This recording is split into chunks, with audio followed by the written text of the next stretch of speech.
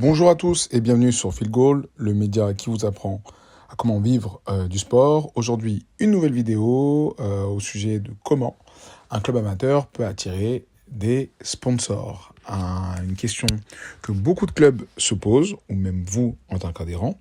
Parce qu'en effet, si vous gérez un club amateur actuellement, le fait de trouver des sponsors, c'est toujours un élément qui est un véritable défi.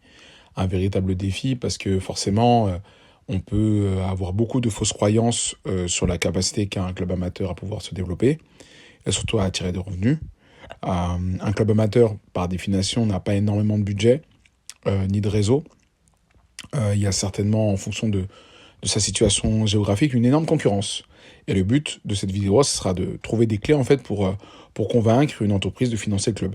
Du coup, dans cette vidéo, je vais vous partager une méthode concrète et efficace en 5 étapes pour attirer des sponsors, même si votre club est petit, avec des chiffres et des exemples et des astuces utilisées par les meilleurs clubs amateurs aujourd'hui en France. Donc, du coup, dans le plan de la vidéo, grosso modo, on va donner quelques chiffres, quelques éléments sur le sponsoring autour des clubs amateurs, les erreurs qui font fuir les sponsors, les 5 étapes pour attirer des sponsors, et ensuite quelques exemples aussi pour fidéliser un sponsor et potentiellement en attirer d'autres. Donc encore une fois, bienvenue sur ce média. Si c'est la première fois pour vous que vous suivez un épisode, c'est parti. Alors sur le chapitre 1, les chiffres, à peu près combien ça rapporte. Quelques statistiques en fait sur le sponsoring amateur aujourd'hui en France. On va dire 50% du budget des clubs amateurs aujourd'hui en France vient des subventions publiques. Subventions publiques, la région, le département, parfois c'est même un peu des subventions étatiques ou autres. Mais le fait est qu'aujourd'hui, elles baissent chaque année. Pour le coup, c'est une réelle problématique quand on sait que la grande majorité des clubs amateurs ne reposent que sur ça pour exister aujourd'hui. Parce qu'ils ne sont pas structurés, parce qu'il n'y a pas vraiment de projet derrière eux, il n'y a pas de fibre, on va dire, entrepreneuriale pour aller plus loin et développer d'autres sources de revenus. Donc forcément, ça crée, on va dire, un problème important. Le sponsoring représente en moyenne, pour les clubs amateurs bien structurés, entre 10 et 25% du budget. 25%, c'est vraiment dans le meilleur des cas, 25-30% dans le meilleur des cas, où pour le coup, il y a une cellule qui est dédiée au travail de sponsoring. Mais sinon, c'est 20-10%, et puis voilà, c'est parfois des dons d'entreprises locales ou autres de personnes dans le club qui souhaitent s'investir, mais ça reste quand même vraiment à la marge. 80% des sponsors de clubs amateurs sont des entreprises locales. Et là, pour le coup, c'est super intéressant, parce que quand on parle de commerçants, d'artisans, de PME, en fait, c'est elles qui ont peut-être le plus gros rôle à jouer pour pouvoir, on va dire, faire de la présence à l'esprit, du moins de façon très locale, mais on en parlera un peu plus tard. En France, il y a plus de 70 000 clubs amateurs. Se partage du coup un marché du sponsoring évalué à 1,5 milliard. Alors, je souhaite quand même pondérer ce chiffre, parce que on dit 1,5 milliard d'euros sur le sponsoring au global, mais en fait, c'est quand même à pondérer parce qu'il y a tous les clubs pro, etc., qui rentrent dans la balance. Donc, on va quand même doser ça et se dire que le gâteau, il est quand même moindre, quand même. Un petit sponsor local peut apporter, grosso modo, quand vous échangez avec eux, et par rapport d'expérience, entre 500 et 5 000 euros par an, par rapport à un club amateur, ce qui est déjà intéressant. Il y en a qui arrivent à faire plus. Un bon partenariat, ça peut financer quoi potentiellement ? Des équipements, des déplacements, des événements. Et c'est surtout sur ce sur quoi on va se concentrer. Par exemple, si on prend un club de basketball qui est dans la région, par exemple, Auvergne-Rhône-Alpes, et qui a réussi, par exemple, à obtenir un financement de 10 000 euros sur le sponsoring, en démarchant des gens qui sont des acteurs importants, notamment des commerçants de la ville, en leur proposant un projet concret avec, entre autres, de la visibilité, mais aussi un échange par rapport à du chiffre d'affaires potentiel qui peut aller générer, forcément, ça peut intéresser un sponsor qui souhaite s'associer à cela. Mais la démarche, elle est beaucoup plus complexe et c'est ce qu'on va voir ensuite pour pouvoir avancer. Parce qu'il y a forcément de l'argent à aller chercher. Un, il faut savoir comment. Et deux, il faut éviter les erreurs qui sont classiques, c'est ce qu'on va voir. Et trois, il faut y mettre les moyens. Parce que pour le coup, c'est un travail fastidieux, difficile.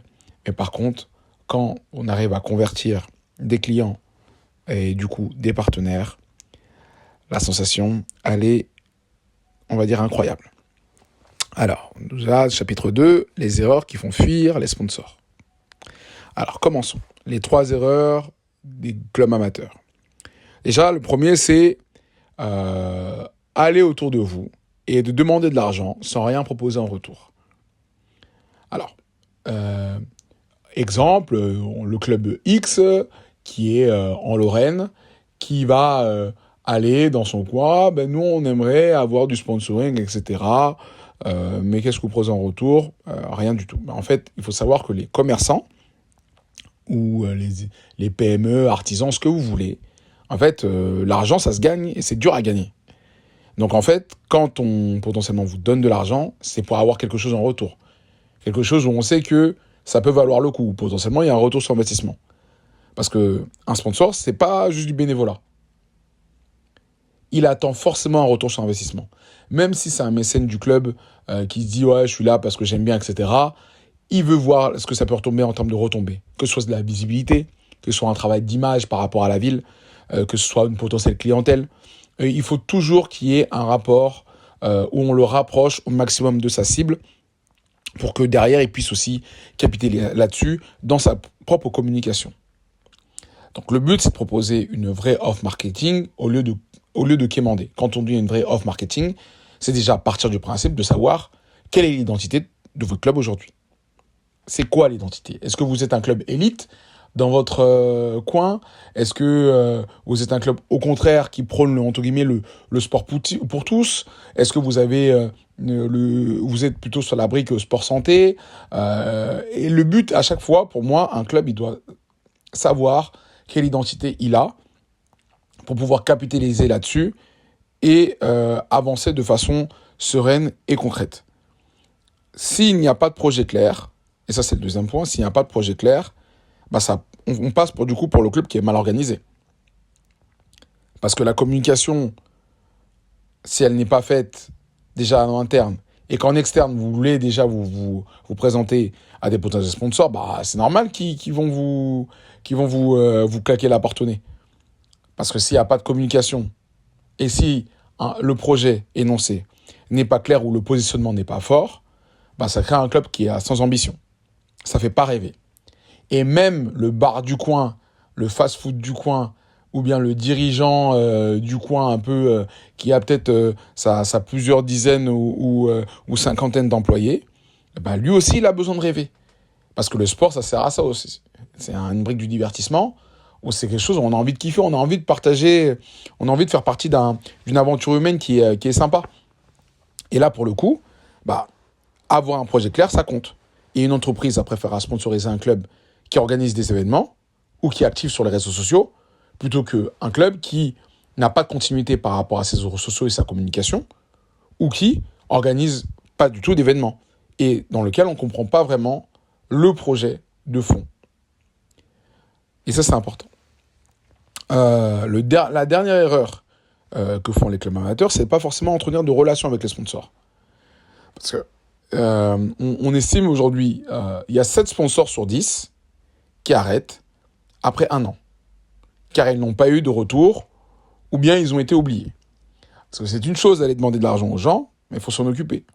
Il faut les fidéliser. Comment on peut faire ? Déjà, les tenir au courant régulièrement de ce qui se passe. Peut-être passer un coup de fil. Peut-être organiser 1 ou plusieurs événements dans l'année où on les met en avant. Ça, c'est des éléments qui peuvent, on va dire, rassurer les troupes et permettre à un sponsor un peu plus de se projeter et de comprendre où va le club. Pareil, c'est toujours une question de communication, projet clair, visibilité tout au long de l'année. Et derrière, on aura envie de suivre. Un sponsor qui investit dans ton club, c'est comme une marque qui investit aujourd'hui en publicité. il souhaite avoir une notion d'attractivité et travailler avec des professionnels. Et quand on dit travailler avec des professionnels, ça ne veut pas dire forcément que ton club il doit être en Ligue 1 ou en N1 ou ce que tu veux. C'est juste que déjà, au moins, ils sentent que par rapport à ce qui se passe à côté de chez moi, ce club-là, il véhicule les valeurs qui sont les miennes. Et donc, j'ai envie de le suivre. Et donc après, c'est à lui. Lui aussi, il tendra une main vers vous pour vous dire, écoute, moi, je peux t'aider de telle ou telle façon. Mais du moins, il doit sentir et comprendre que cet investissement, entre guillemets, publicitaire, il en vaut la peine. Chapitre 3, 5 étapes pour attirer des sponsors. L'étape 1, définir ce que vous pouvez offrir en échange. On ne demande pas de l'argent aux gens sans savoir où est-ce que cela va être fléché. À l'échelle locale, c'est important de définir en tant que club quels sont les besoins prioritaires. Et comment, potentiellement, l'argent qui sera donné par le sponsor pourra lui permettre de capitaliser là-dessus. On va en parler. Le premier est la visibilité locale. Ça, c'est peut-être l'asset le plus fort. Parce que si on réfléchit un peu plus grand, un club, c'est pas juste un club de foot ou un club de basket, c'est un acteur de la ville. Donc quand tu es un acteur de la ville, ta place, elle est beaucoup plus grande et elle a beaucoup plus d'impact que juste être le club du coin.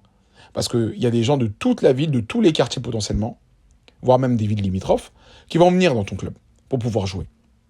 Donc forcément, l'affichage de logo sur un maillot, un panneau, les sites web et les réseaux sociaux. Quelle est la démarche qui peut être structurée pour que la visibilité locale elle soit intéressante et importante pour le sponsor? Derrière, l'engagement avec la communauté. Chaque sponsor que vous allez voir, il a une cible particulière qu'il souhaite viser. Je vais vous donner un exemple.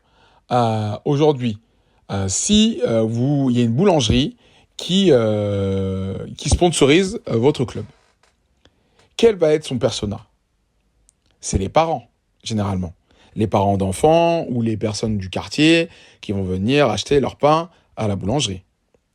Et qui sont du coup quelle est potentiellement la catégorie qui a le plus envie ou le plus d'attrait à aller à dire papa, maman, j'aimerais bien aller acheter des bonbons. Ah ben on va souvent à cette boulangerie-là parce qu'on a une bonne affinité avec la personne qui y habite, on aime bien ce qu'ils font, etc. Bah, du coup, l'engagement communautaire, il est important.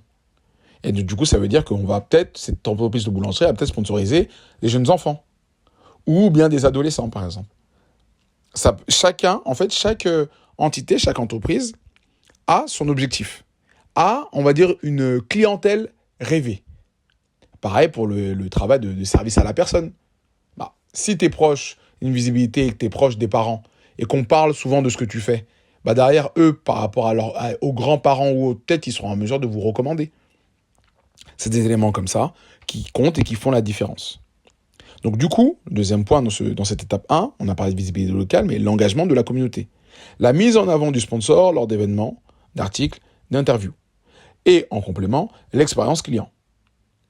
Offrir soit un stand, une animation, lors des tournois ou lors de matchs, offrir une expérience dédiée qui peut permettre, encore une fois, d'avancer de façon claire. Dans les clubs ruraux, par exemple du sud-ouest de la France, ils sont très engagés, notamment autour du sport. Un club de football amateur qui peut proposer à un club, à un restaurant local, de devenir partenaire de l'après-match. Donc quand à un match dans une division un peu sympa, derrière, qu'est-ce que font les gens? Est-ce qu'ils rentrent chez eux ou ils prennent un petit temps pour aller boire un coup ou manger une bouffe, boire un petit coup, manger un petit bout? Bon, il va rester. Et qui peut préparer potentiellement le repas d'après-match? Peut-être le sponsor local. Ça, c'est de l'argent gagné et qui est peut-être pas du pur cash, mais qui peut être, par exemple, sur un échange de marchandises. Et ces éléments-là aussi qui peuvent permettre au club de dépenser moins. C'est un élément comme ça. Et ça peut potentiellement aussi booster les ventes du resto après le match. Puisque peut-être ce restaurant ou ce traiteur-là, n'était pas connu des licenciés. Et si votre match aujourd'hui, il attire 20, 30, 50, 100 personnes dans les quelques patelins, etc., bah, à un moment donné, ça fait une différence et ça crée une économie.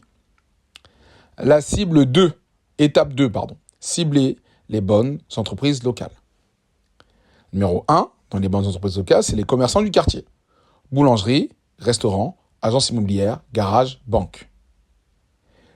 Est-ce que vous avez autour de vous une zone de chalandise où il y a ces boîtes qui sont présentes? Sur les centres-villes, ou bien tout juste à côté de votre club, ou bien peut-être à l'autre bout de la ville, mais potentiellement avec une réelle volonté de quand même faire de la présence à l'esprit. C'est ça qui va faire la différence. Les entreprises qui ont déjà sponsorisé du sport. Et oui, parce que il y a parfois certaines boîtes qui ont sponsorisé du sport dans le passé, mais qui, voilà, se sont retirées parce qu'elles n'en voyaient pas l'intérêt, parce qu'elles ont eu une aventure un peu qui les a dégoûtées. Et en fait, elles ont déjà une sensibilité liée au sport. Et c'est comme ça que potentiellement, vous pouvez les recontacter pour savoir si c'est potentiellement déjà d'actualité. Parce que vu qu'elles ont déjà eu le feeling pour ça, peut-être que ça peut être de nouveau le cas dans le futur. Les nouvelles entreprises qui cherchent encore à se faire connaître. Et pour le coup, par rapport à cette étape 2 sur cibler les bonnes entreprises, j'ai 2 éléments à vous partager en bonus. Pour ceux qui écoutent bien évidemment. Déjà, le premier, c'est de beaucoup regarder les journaux locaux. Dans les journaux locaux, il y a plein de choses qui passent. Ça peut être telle entreprise marche super bien et fait un super chiffre d'affaires. Ça peut être telle entreprise va vouloir grandir dans le coin et cherche encore à se faire connaître. En tout cas, dans les journaux locaux, et même ces journaux que vous pouvez suivre aussi sur Internet, hein, vous n'êtes pas obligé de les acheter au bureau de tabac tous les jours. Mais en tout cas, vous pouvez avoir des informations régulièrement sur ce qui se passe autour de chez vous et dans votre ville. Ça, c'est plutôt cool.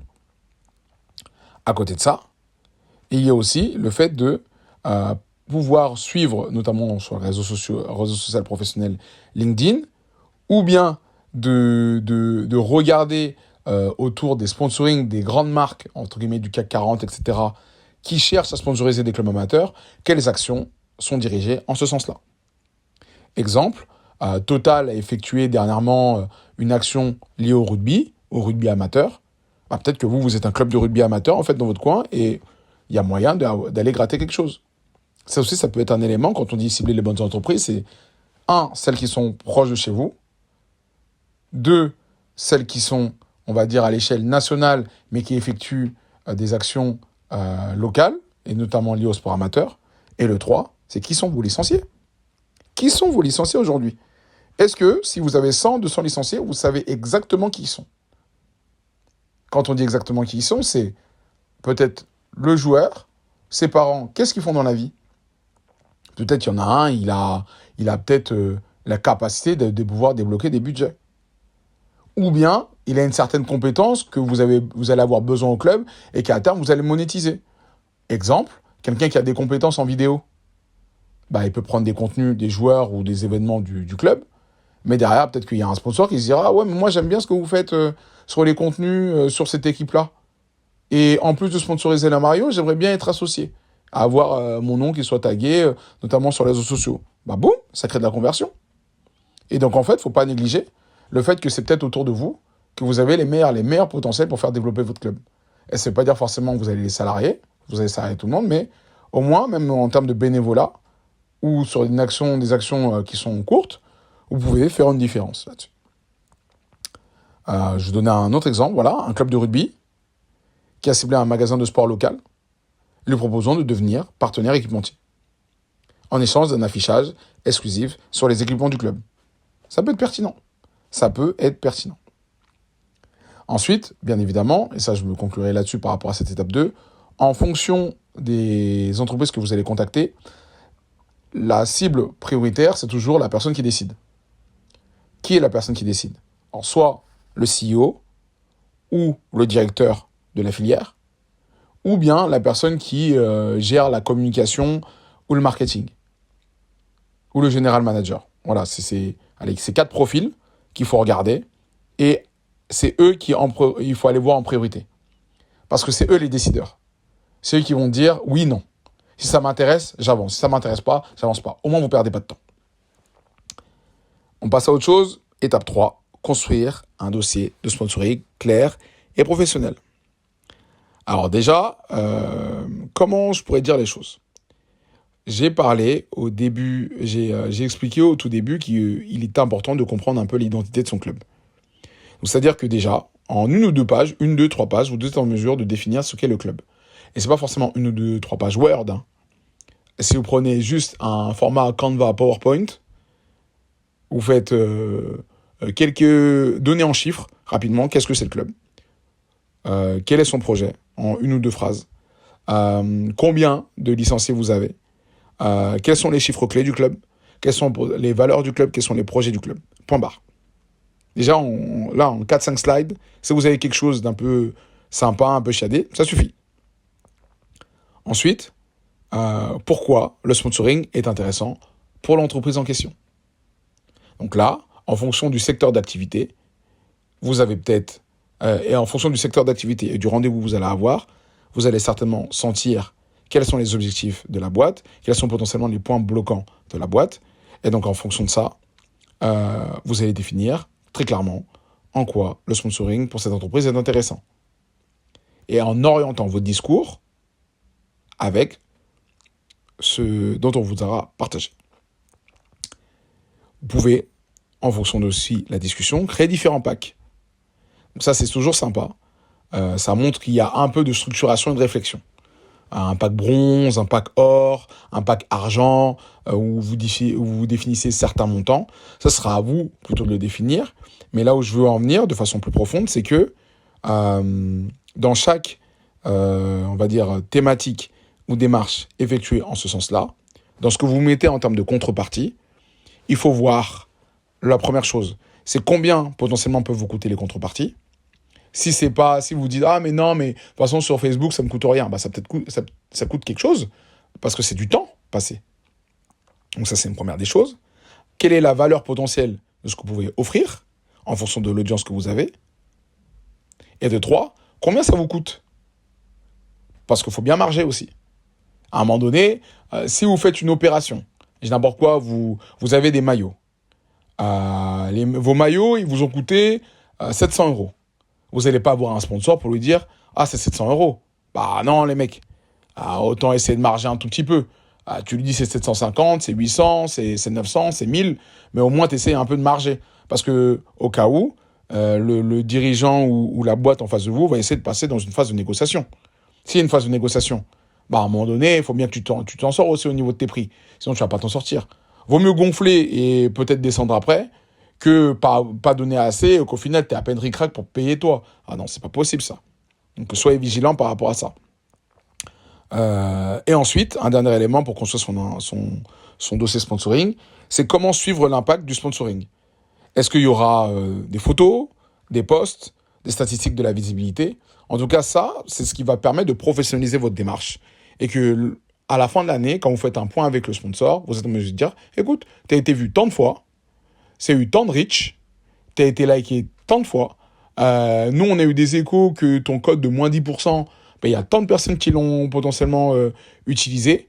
Et du coup, c'est comme ça qu'on crée du lien et qu'on arrive à poursuivre de façon plus longue.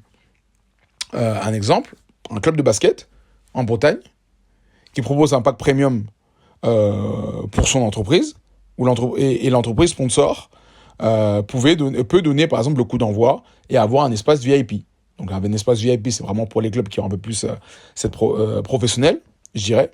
Mais on peut même créer, même en amateur, un sorte de coin un peu VIP, c'est toujours un peu sympa. Mais quand je veux dire professionnel, c'est vraiment, parfois il y a des sièges qui sont dédiés, etc. J'ai un peu connu ça, voilà, aux petits oignons et tout ça. En tout cas, c'est des choses qui sont faisables.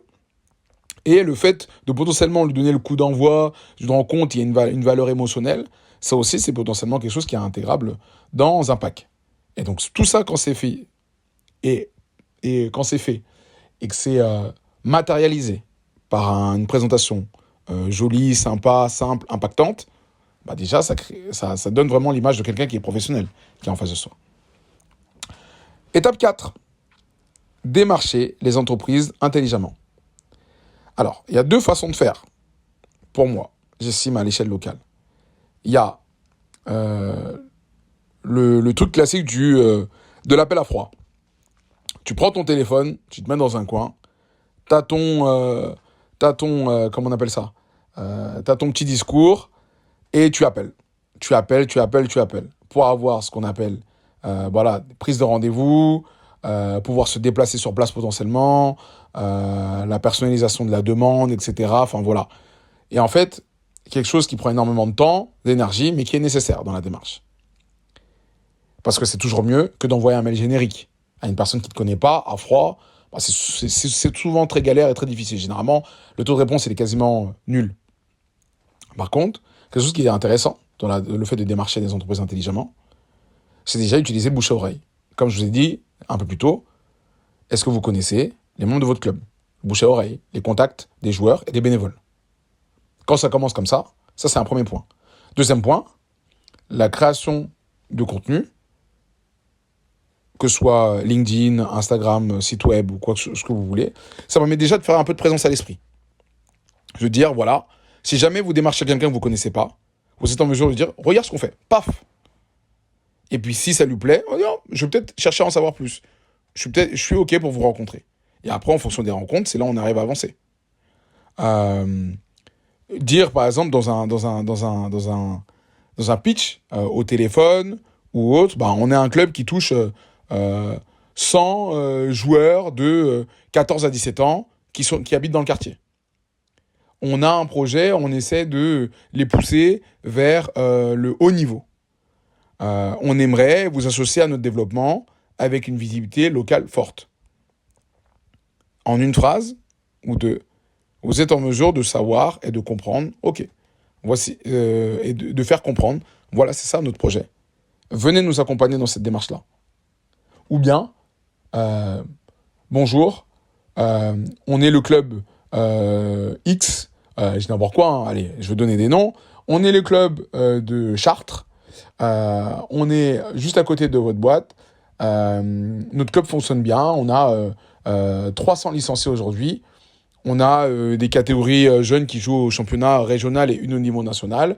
Je pense que ce serait intéressant qu'on se rencontre quelques minutes pour qu'on puisse vous présenter notre club. Qu'en dites-vous? Ouais, mais qu'est-ce que je peux y gagner? Bon, aujourd'hui, quelles sont vos problématiques? Aujourd'hui, quelles sont votre typologie de clients? Nous, aujourd'hui, au club, on a ça. Donc, est-ce que ce serait pas plus mal de pouvoir prendre le temps d'échanger, apprendre à se connaître? C'est déjà un bon début, non? Étape 5. Faire vivre le partenariat toute l'année. Faire vivre le partenariat toute l'année et l'animer, c'est très important. Ça peut commencer par organiser des événements où le sponsor est mis en avant. Les tournois de petits ou les tournois de plus grands, les matchs de l'équipe Fagnon, l'équipe senior ou l'équipe jeune qui joue au meilleur niveau. Tout ça, ça compte. Tout ce qui peut permettre aux sponsors d'être mis en avant, ça compte. Publier des posts, des stories, remerciant les sponsors, ça c'est toujours bien. Et ce qui marche aussi très bien, c'est les récurrences. Quels sont les posts récurrents que vous avez aujourd'hui? Exemple, chaque semaine, les clubs amateurs ils disent voilà, on fait voici le calendrier de notre week-end. Il y a telle et telle les équipes qui vont jouer à domicile, telle autre à l'extérieur. Mais qu'est-ce qui t'empêche, vu que tu vas le faire chaque semaine, de le vendre à un annonceur, de vendre à une marque? Tu vois, regarde, tac, on a notre truc, ça chaque semaine, tu seras visible 50 fois dans l'année. Ouais, ça a un impact. Donc, du coup, publier des posts, etc. Et envoyer, comme je disais tout à l'heure, un bilan en fin de saison pour prouver les résultats du sponsoring. Exemple, un club de handball qui offre une interview exclusive à ses sponsors pour qu'ils leur parlent de leur entreprise sur les réseaux sociaux aussi. Ça, c'est faisable. Qu'est-ce qui vous dit que, par exemple, dans votre création, la façon dont vous architecturez votre stratégie de communication aujourd'hui, il y a un jour qui peut être dédié aux partenaires. Le mardi, le lundi, le jeudi, peu importe. Et à un moment donné, il faut leur donner la parole. Et si eux aussi sentent qu'ils peuvent prendre la parole à l'intérieur de votre communauté, là, c'est bingo. Donc voilà tout. J'ai essayé à l'intérieur de cet argumentaire-là de vous partager des exemples qui sont concrets, qui peuvent vous permettre d'avancer et de comprendre très clairement comment ça fonctionne. Et après, il y a pléthore d'idées. Ça peut être de proposer à un supermarché, voilà, de sponsoriser les portes ouvertes du club. Ça peut être ça, par exemple, par rapport aux enfants en début d'année qui souhaitent essayer le basket. S'il y a un mois où le sponsor il est présent et du coup les enfants viennent faire des essais, mais en même temps il a une visibilité, donc du coup potentiellement il y a des coupons réduction qui peuvent être associés. Voilà, il y a plein de choses qui sont faisables, hein. Après il y en a qui sur les concessions qui prêtent les voitures avec du flocage du club. Donc, voilà, il y a plein de choses qui sont envisageables. Et par rapport derrière maintenant à la fidélisation du sponsor, comme on l'a évoqué tout au long de la présentation. Donc voilà, faire un suivi régulier, que ce soit via des newsletters, photographies, un petit bilan, invitant les sponsors aux événements du club. Il faut qu'ils soient au courant de tout ce qui se passe au club. Et même si c'est un rapport par mois, ou par semaine, ou toutes les 2 semaines, il faut qu'ils soient au courant. Montrer des retours qui soient flagrants, des témoignages, des articles qui montrent vraiment que l'association avec l'équipe ou le club en vaut la peine, et la professionnalisation. Est-ce que vous avez une charte graphique? Est-ce que vous avez un code couleur, etc. Des petites choses qui montrent vraiment que, et ça pour le coup, ça peut se faire pour pas cher. Là, quelqu'un pour 50 balles, 100 balles, allez, vous pouvez faire quelque chose. Une belle présentation un peu sympa du club et tout ça, quelques templates, et vous êtes en mesure derrière d'aller dupliquer dans la communication de votre club. Des éléments qui font la différence et qui peuvent permettre du coup à un club amateur d'attirer des sponsors. Petit à petit, les choses peuvent se faire et moi je suis persuadé qu'il y a beaucoup d'exemples. Il y a déjà beaucoup d'exemples qui existent et il y a beaucoup de choses qui sont à faire. Et quand on dit club amateur, ça peut être le club du coin, du quartier, comme un club du niveau intermédiaire ou un club du coup qui joue à un plus gros niveau nationalement. Le but c'est de savoir et de passer par contre énormément de temps et d'énergie pour construire des partenariats qui soient constructifs. C'était Field Goal, le média qui vous apprend à vivre du sport. N'hésitez pas à me dire ce que vous pensez de la vidéo, commenter, liker, donner aussi d'autres peut-être idées de fonctionnement pour attirer des sponsors pour un club amateur. À très vite pour une prochaine vidéo. Salut!